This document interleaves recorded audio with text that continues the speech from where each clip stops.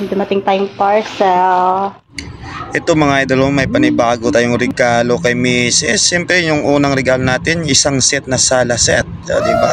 At mayroon na naman tayong pa-surprise sa kanya mga idol.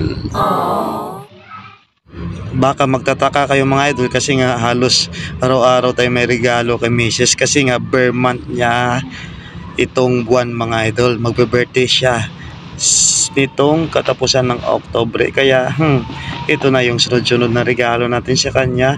At syempre practical na ngayon. Noon pag mag-birthday may regalong flower, tsokolate, kain sa labas. Nako, sa panahon ngayon dapat practical na. Syempre yung ireregalo natin yung ano ba, yung gamit sa bahay talaga. At least pati ako makagamit din, di ba? At ito na nga mga idol, ayun. At yung regalo natin mga idol ay itong electric stove. Kasi nga tag-ulan ngayon, importante talaga itong mga idol. Ayan, may lutuan na siyang electric. Yung kukunin ko sana mga idol, yung yung double burner na may gasol, yung may tangke ba. Pero niisip ko, buwan-buwan magbabayad din ako ng 1,000 plus o 1,300 yata yun. Ito, sa kuryente na lang pareho lang naman mga idol, di sa electric bill na lang tayo magbabayad, di ba? Pareho lang naman. At syempre mayroon pang isang regalo tayo mga idol. Nako, hindi mauubos yung regalo natin kay Mrs. Paldo na naman siya. Ito nga pala yung pinaghirapan natin dito sa Manila mga idol.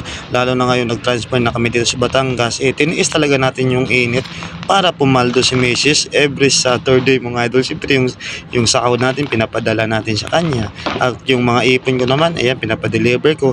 At siyempre malaking tulong din kasi kumikita din tayo sa pagbablog. Kaya salamat talaga mga idol sa suporta ninyo.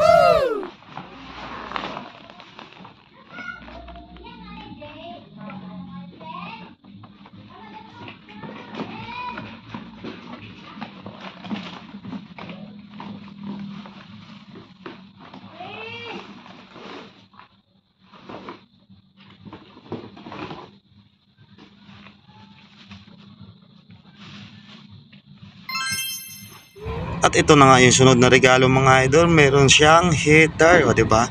Malaki din yung heater na yan mga idol. Naku, hindi na talaga siya mahirapan huminit ng tubig mga idol, o diba? Stainless na heater yan mga idol. Paldo na naman.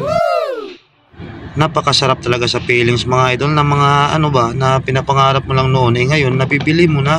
At ayun na nga mga idol, noon nangangarap lang tayo magkaroon ng sariling bahay, tapos magkaroon ng trabaho. Hindi ko nga pinapangarap yung pagbablog mga idol, kaso nga si Lord na talaga siguro yung dyan na itinakda tayong maging vlogger.